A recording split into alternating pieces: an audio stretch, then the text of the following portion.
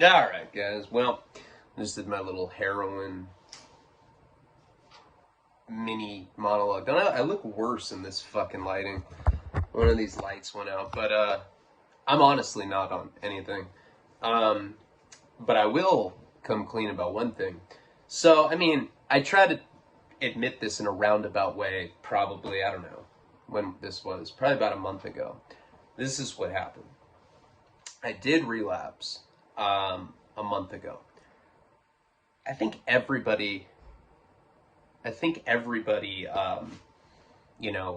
knew that I was loaded a month ago. Not for long. This went on for maybe like 3 or 4 days. This is what happened. So, I had 2 bad root canals at that time. And this is what's fucked up about this is what killed Paul. Straight up killed Paul. Paul had 5 years sober, went to go get dental work, got a Percocet, and threw away 5 years of sobriety by taking 1 Percocet, and he fucking died. You know, he went on a 3-year run, and now he's dead. So I should know better. I had 2 like really, really gnarly cavities. I had 1 up here, and 1 right here. I actually have 2 right here, but these 2 were like actual dental emergencies. I had to call 911 at one point for this one because I was like chewing on ice. Like I was all stoned and I was like sipping on a Slurpee. And I think it like exposed the root or something. I'd never been in that much pain in my life. This was, I don't know, a month ago now. And I was like, I was on the phone with Jeff and I started screaming. I was like, I gotta go. And I just started screaming, woke up Nico and Karina. Karina's like, what the fuck? And I was like, call 911. She's like, oh my God, have you been shot? I was like, no, there's like no blood or anything, but I was screaming like that severely. 911 comes. I had to crawl military style, like out of this office into the street with like an ice pack. It was super dramatic. It's like throwing grenades and shit. And they're like, we can't do anything. We can take you to the hospital, but it's COVID, so you're just going to have to sit in the waiting room for like a couple hours. Maybe more. Maybe like 5 hours, and you'll be in just as bad a pain. We can't do shit for you. And I was like, can I have any painkillers? And they're like, we'll give you I don't know what kind of shot it is. I asked Monte about it, but it wasn't an opiate. It was cortisol?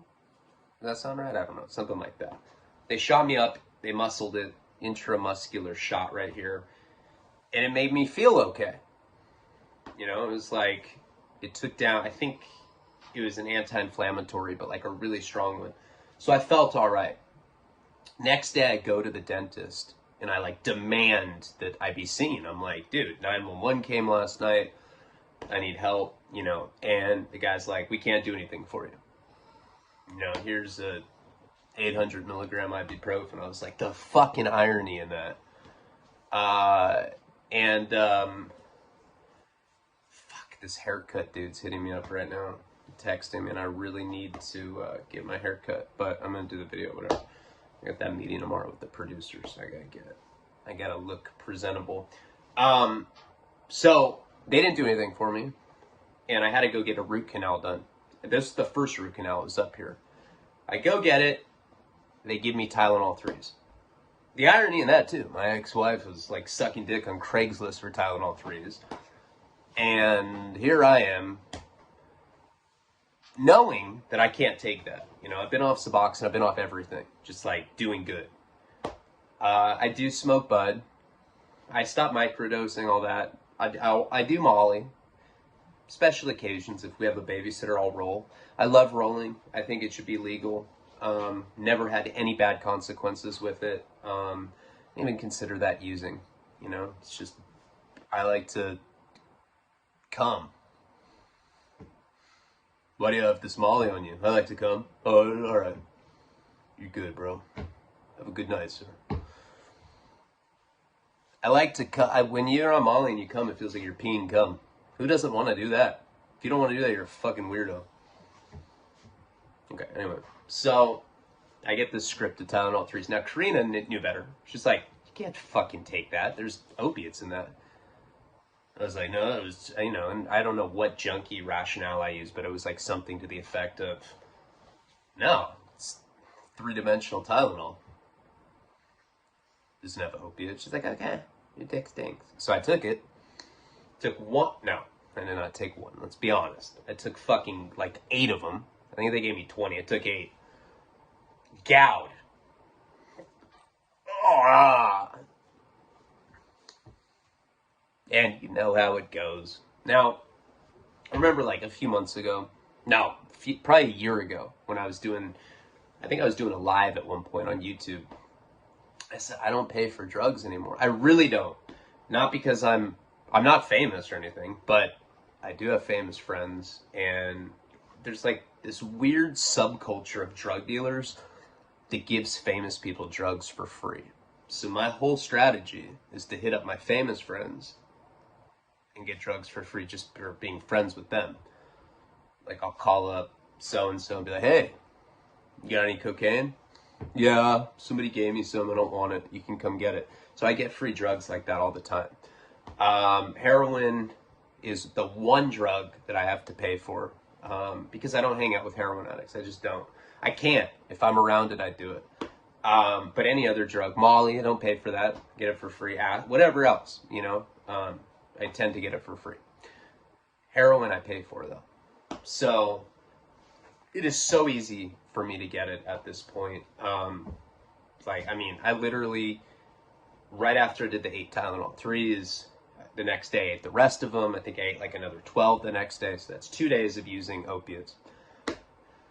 End up calling people for painkillers. This is exactly what happened to Paul, by the way. I end up calling people for painkillers, and eventually, I end up getting some Norcos. All right, so now I've stepped it up a notch. I think I got 10 Norcos. I didn't pay for the Norcos. I end up eating those all in one shot. I'm like, how many do I take? Because I don't know shit about opiate pills. He's like 2 or 3, and I ate all of them. He's like, dude, you're gonna die. He's like trying to call. I'm like, hey man, stay in your lane, buddy. I'm a professional. Okay, and that's day 3. 3rd day, I try to get more painkillers, and I can't get them. This is 3 days of being on opiates now. This is back in October. Can't get it, and I call my old drug dealer. He's like some old black jazz guy. And he's like, hey, what to do? You know, one of those kind of guys. I'm like, hey man, I don't know. I was just thinking about ruining my life. Are you down? He's like, I'll be right there, brother. And then he came and he gave me heroin. So he gave me a half gram. I do that, and I shoot up, I don't know, I do probably like 5 or 6 shots. You know, Karina, suspicious, doesn't know, catches me the next day. Catches me because I leave a fucking cap on my desk. Now, Nico, my downstairs is completely, like, he has no hack. He's not allowed in this room right here. He's never been in this room. Look at this room. Fucking shit. I don't let him in here. So, she ends up finding a cap. She knows that I'm on it. She's like, let's get off it. And I took some kratom. I think I used for 5 days. I think the whole thing was like a 5-day thing. I got sick, toughed it out, took kratom, and that was it. Now I'm not on kratom or anything. That was back in October, so I went out for like 5 days. Only 2 of those, I think, were, 2 of those were on heroin. And, instantly propelled into misery again. Now, I don't like, I don't like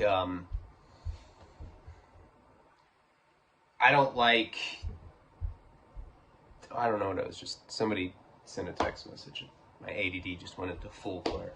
I don't like the fact that I could go out that quickly. It happened. I didn't let it define me. Took it on the chin, kept moving forward. That happens, I can admit that now, I think I was going to say I don't like lying about it. And I am a generally pretty honest person after the fact, which is kind of like a junky way of being honest. I'm like, I'm going to lie to you right now, but if I tell you the truth in a few months, it's honesty, brother. It's not really how it works. But that's what happened. So, thankfully I had a partner that believed in me enough to not be angry, more she was sad more than anything else. And instead of just being, upset with me, she was very compassionate. She helped me get through it, and I got off it. Didn't have to get on subs, didn't have to get on methadone, nothing. Got on kratom. I did a sub the first day. I transitioned and then I tapered back off. You know, subs and kratom, which people say you can't mix. I just did it and it worked. Now I don't take any kratom or anything. I don't do any opiates. I just smoke weed at night. Generally after I'm done with my work day. So like I haven't smoked it all today yet. I'm like 100% sober right now. And that's just the honest truth, and that's what it is. And, you know, lately, there isn't really outside issues that's been contributing to me not being able to do as much content. It's not even that I'm running out of stories. It's just, I don't know. I don't know what the answer is to it. But it's definitely something that gives me anxiety when I don't post. I want to come through because I know that you guys enjoy my stories. And like I've said before, if I'm on, and I understand that. When I'm not on, I suck. Fucking suck when I'm not on. But anyways, that's my 10-minute monologue introduction. This is gonna be the naked girl. This is for the $20 tier, and I'll do something for the bottom tiers as well. I want to try to do. I have that big meeting tomorrow, but I'll try to do as much as I can in the next couple days before the end of the month, and I hope that a lot of you guys stick with me. It's true. My income is dependent on this. But at the same time, I'd rather people, if you're not happy with it, just go your own way. It's just not worth it to me to be like berated and harassed because I already feel bad about it. Like, I know you don't need to tell me. It doesn't make me like, I don't know. It just fucks my head up. Maybe I'm just a little bitch, probably, but that's just the truth. Oh, fucking keister, fucking bowling pins. Fuck, I was at San Quentin by fucking Indians. Okay, so we have not done this storyline in a long time. This is kind of delving off into exclusive territory now. Just to bring you up to date, what was going on at that point. So I had relapsed. You know, I was on a sick fucking run. Paul had died. So before I relapsed, you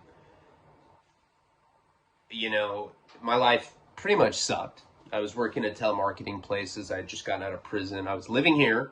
My parents were paying my rent. And my dad was pretty much like, I am not paying your rent anymore, you know, past a certain point. So you need to get a job. You need to provide for yourself. You were 30, whatever the fuck I was, 4. I think I'm 35 right now. Yeah, 85. Yeah, I'm 35 right now. And so there was a lot of stress mounting during that whole time. So I'd gotten out, did the roofer thing, all that stuff, and eventually I quit.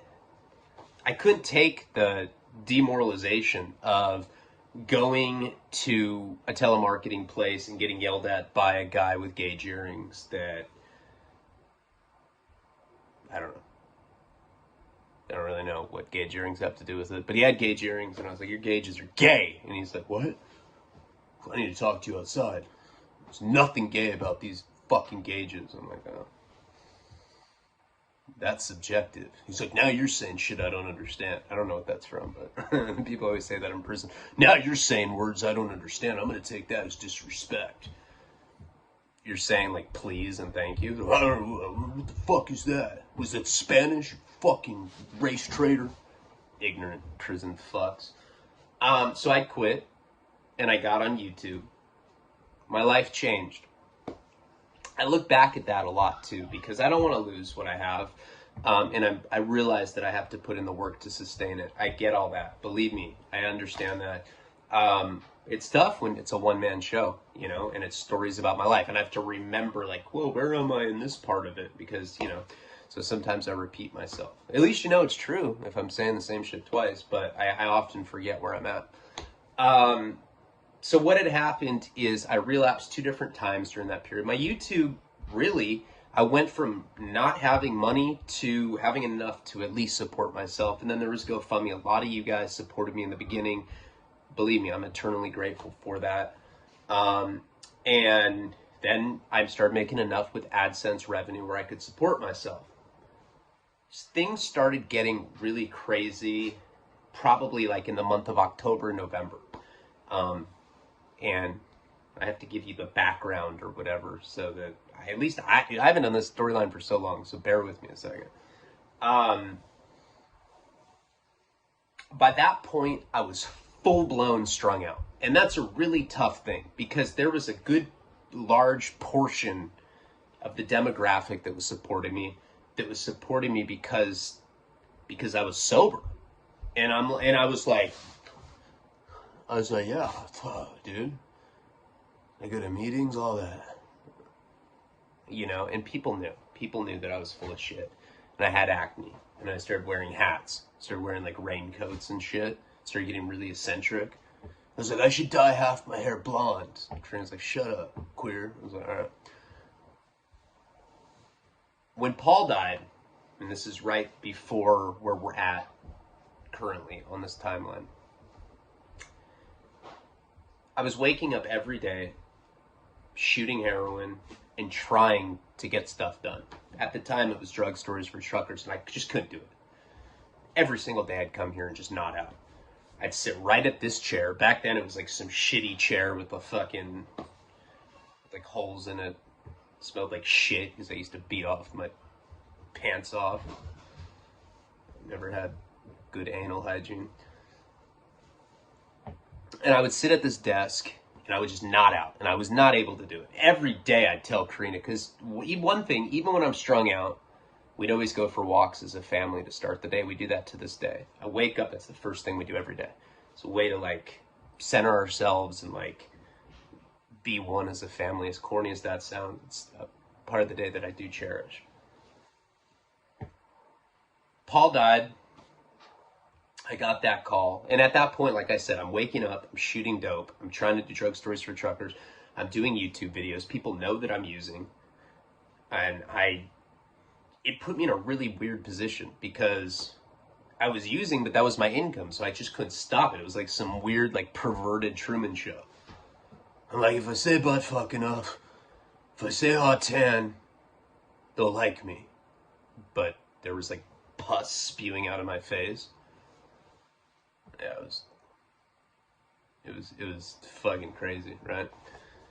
So when Paul died, that took me to a whole new, I can't even really describe how badly that affected me, especially when you're on heroin, because when you're on heroin, you're already a shell of a human being. You're already some fucking just walking disease, pretty much. You stink, you look like shit, and you contribute nothing positive to the community.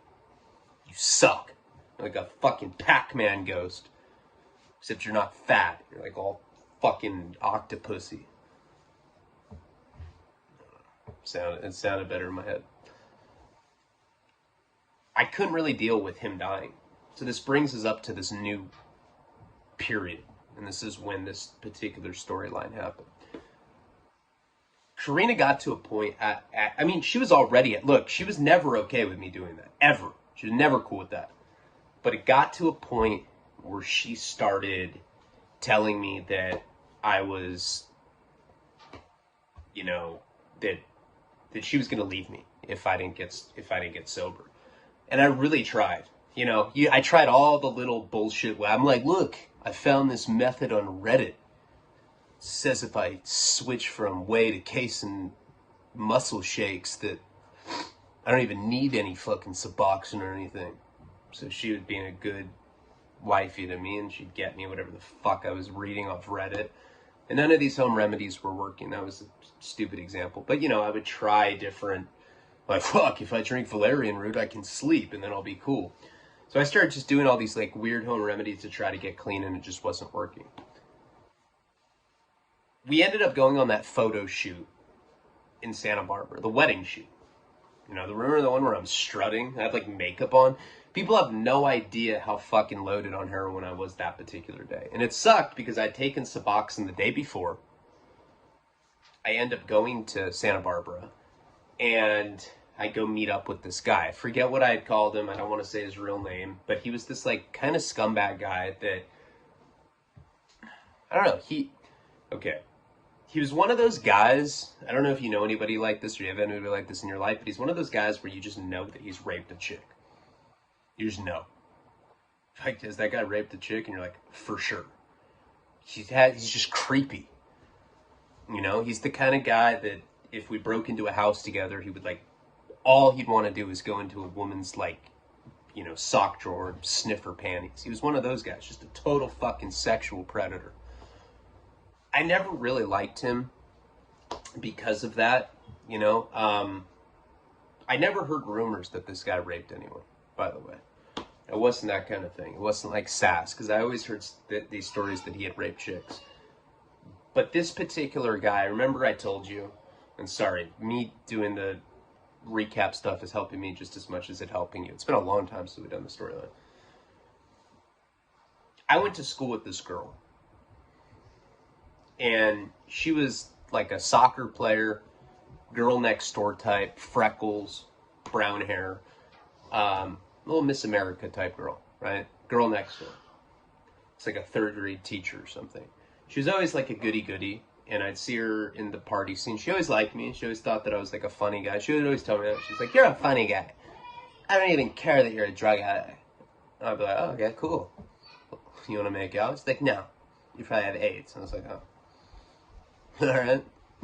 AIDS humor. It's funny. And we hung out in high school, but not, you know, never hooked up or anything. It was just whatever. She's just a friend of mine. She's always dating people that I was friends with. I don't really remember. Years later, I met this guy. And I didn't know that he knew this girl. Let's call this girl Tiffany. Okay?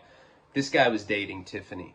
And he was telling me about it. And I hadn't even thought about her since high school. Because, you know, it was just some, you know, those random people you go to high school with who like you're on good terms with. But then after high school, you never see them again because you're smoking crack in a Motel 6. And they're like going on to Ivy League schools. It was one of those kind of things. So he starts telling me about what had happened to her. And this guy was, God, he was probably... He's probably 45.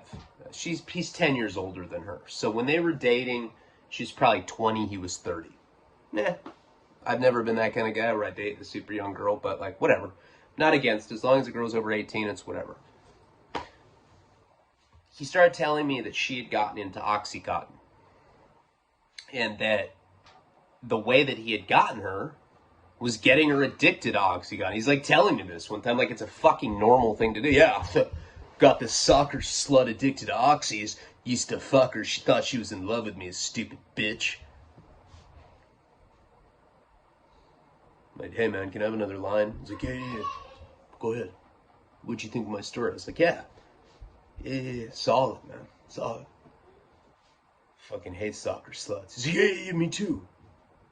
Stupid bitches. So, the whole thing was that he had basically gotten her addicted to Oxycontin. This was back when Oxycontin was the craze. Like, back in, like, mid-2000s, late 2000s. He got her strung out so that she'd love him. That's rapish. Is that not rapey? I've never done that.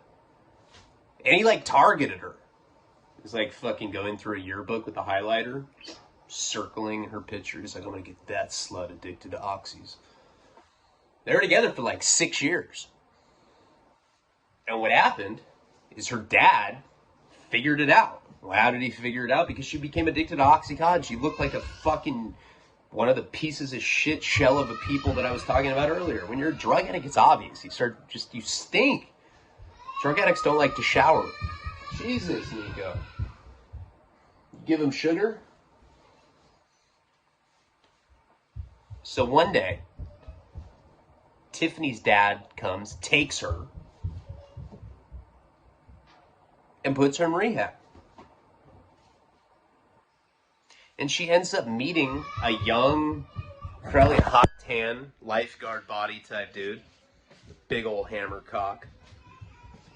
I don't know, that's just how I picture. Is that weird that that's how I picture it? So what? I don't know. Come on. It's not weird. Do you want to watch porn with dudes with small dicks or big dicks? Does that make you gay? No. Oh, I'm big cocks in my fucking porn. Spit roast. BBC, baby. Nah, no BBC. I don't know. That's where I draw the line. Anyway. So she ends up falling in love with this guy. You know, this lifeguard guy. He looked like the older brother from the Wonder Years, but way hotter. And my friend, we'll call him Conrad.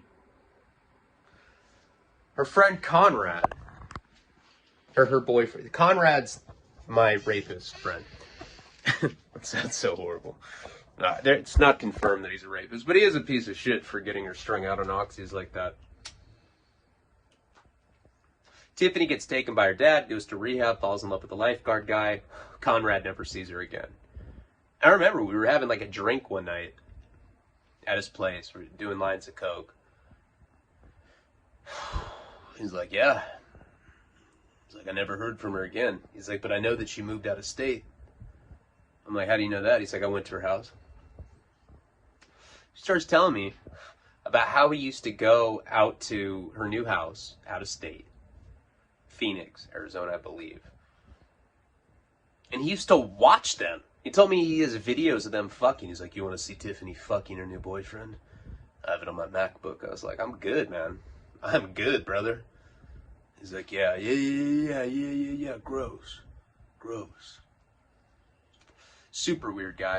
In fact, when Karina and I started dating, and we were both just belligerent drunks, and she was horrible. She's one of those girls that when she's drunk, she flirts with everybody right in front of me. She's like, I wonder how big your dick is. I bet it doesn't stink like Ryan. I'm like, oh God. Do not give this woman alcohol ever.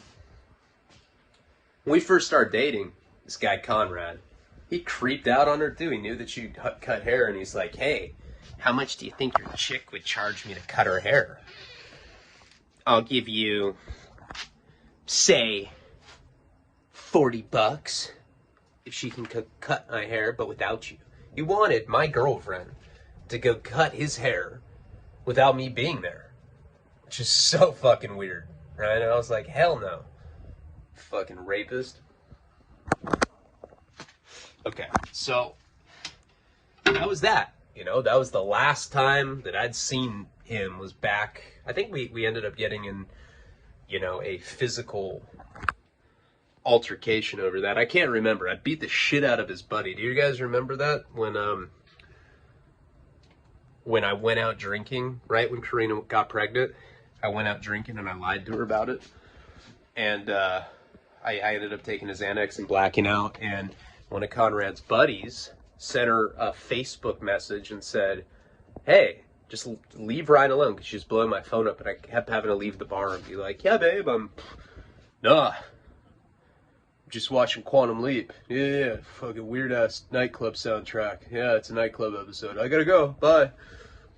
And he ends up messaging her, and he's like, hey, just leave Ryan alone. Let him go out drinking with the boys, right? Just put me on blast, because this motherfucker wanted to have sex with my chick. This isn't Conrad. This is Conrad's friend. So I ended up meeting up with him. My friends drove me in front of this pizza shop, and I beat the living fuck out of him in front of this pizza place. He went through a glass window. It was crazy.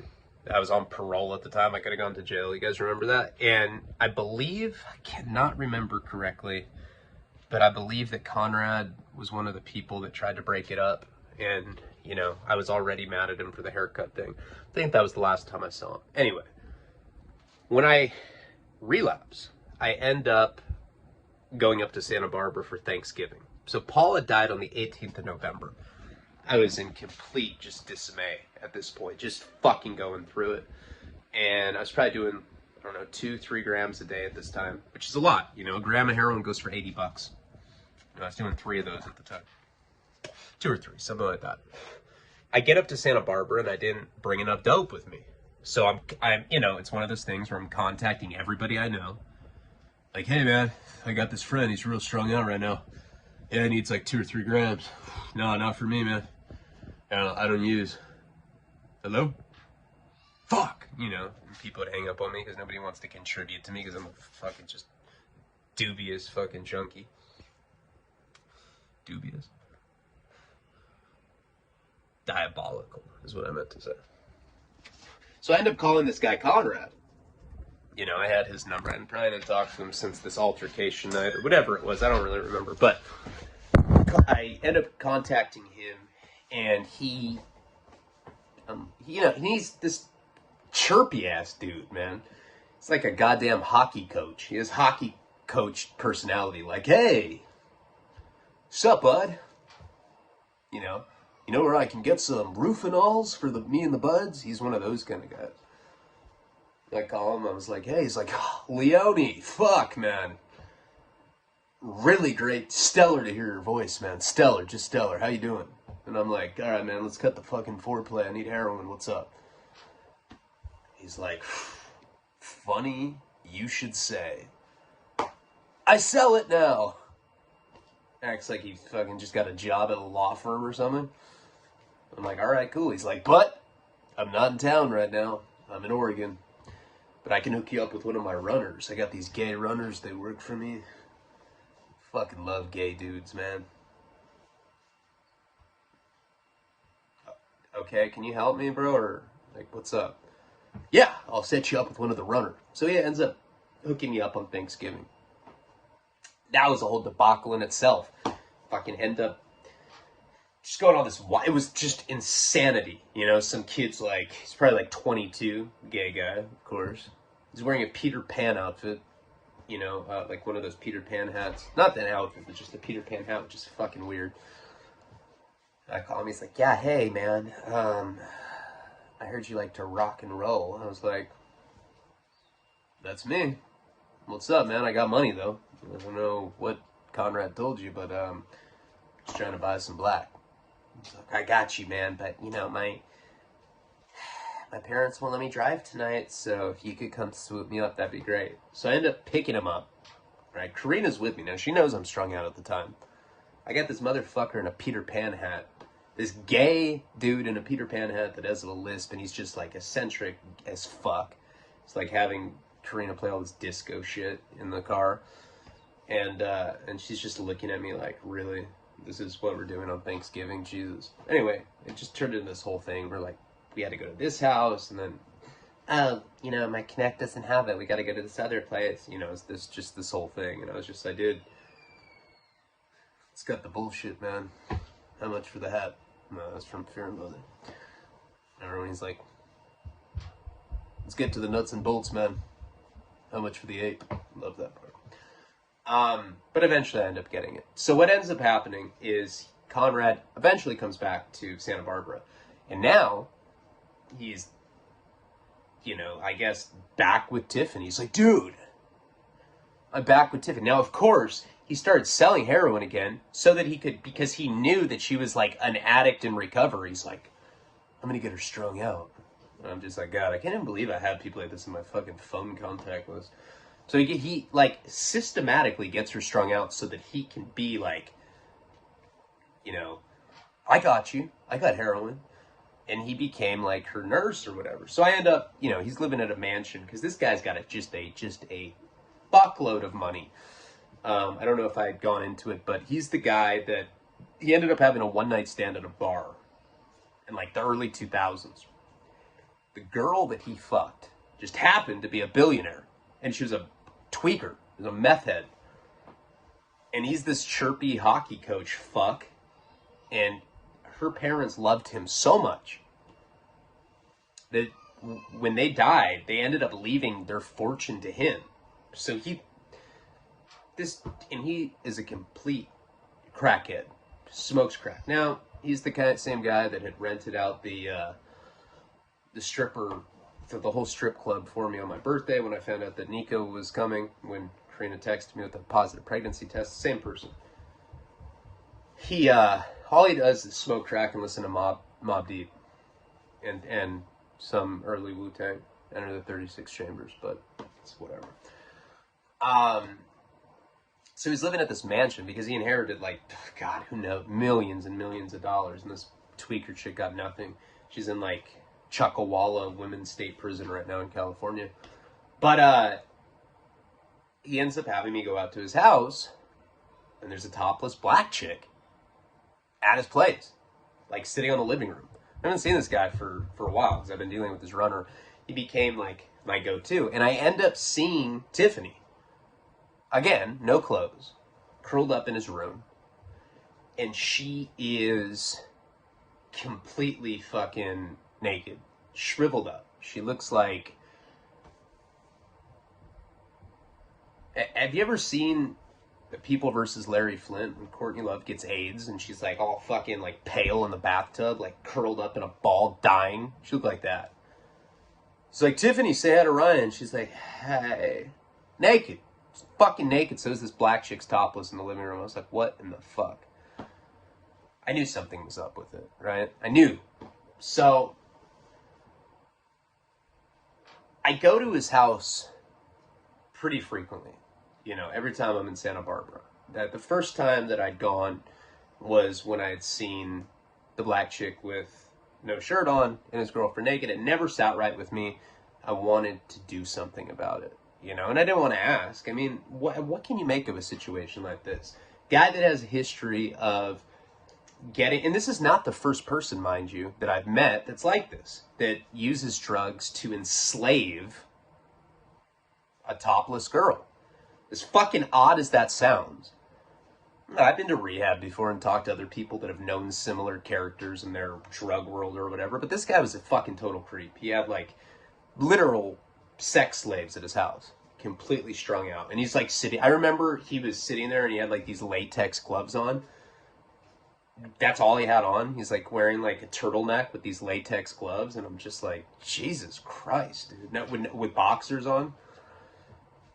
It's some weird ass shit. So it never sat right with me. Just kind of like in the other story when there was that little girl that had waved to me when I went to go buy the quad. Never fucking sat right with me, right? And so in the back of my mind, I wanted to do something. You know, I gotta make some coffee. I wanted to, you know, I don't know, I wanted to save Tiffany. Because like I said, you know, it wasn't just some random person. And when I saw her shriveled up there, I mean, it really, not to keep comparing it to movies, but it really kind of reminded me of the movie Traffic.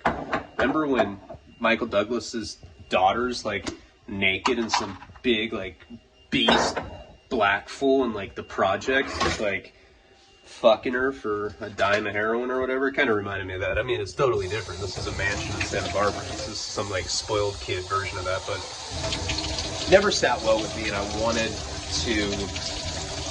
By the way, this is how I make coffee. I use the instant coffee. This is just tap water from the sink. I learned this in prison, and I've never gone back. I actually prefer it more than traditional coffee. Alright, hold up.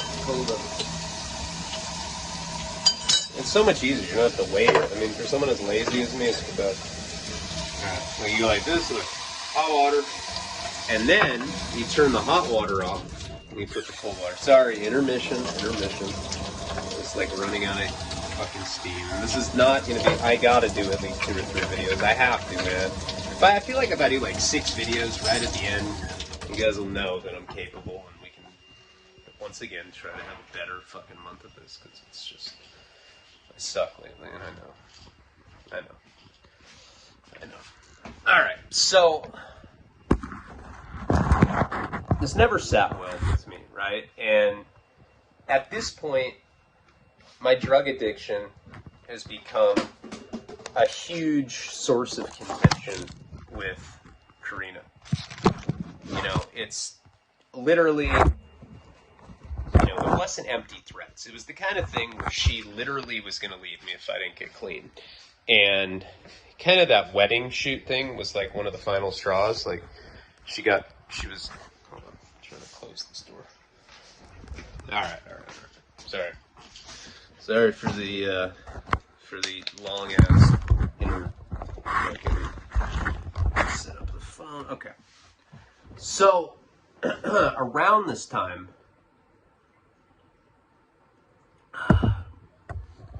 I'm reaching out to people trying to get sober. So you got to remember, the naked girl thing happened in Santa Barbara. At the time, I'm living in Los Angeles, same place I'm living in now. And I was trying to get sober. Now, at a certain point in this run, my dad started getting suspicious. He's to the point where he's not cool with my drug addiction, but he's desensitized to it. And he kind of asked me a couple times, like, hey man, are you all right? And I'm like, oh yeah, I'm cool. Okay. Christmas comes. And I don't know if you guys remember, but I did a live that night. And I'd done a raffle, did like a Christmas raffle. And I did send all those gifts out. It just took me like months, but I did do it eventually. I remember it's like I sent a book to someone like, Jesus, I won this like so long ago. Thank you for remembering. I threw in a blotter too. I do that. And then it like ends up like costing me way more. Fucking disorganized piece of shit. That night that I had done the live, I was hanging out with that guy Conrad before I'd done it.